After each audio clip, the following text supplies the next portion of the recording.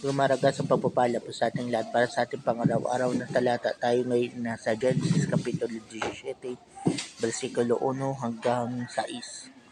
Nang siyam na taon na si Abram, nagpakita sa kanya si Yahweh at sinabi, "Ako ang makapangyarihang Diyos, sumunod ka sa akin at ingatan mo walang dungis ang iyong sarili habang ikay nabubuhay.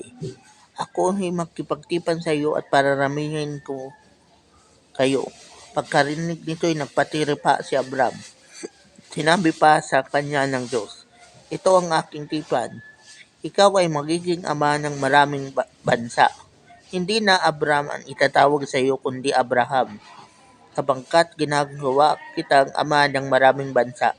Pararamihin ko ang iyong mga inapo at magtatatag sila ng mga bansa at may magiging hari sa kanila."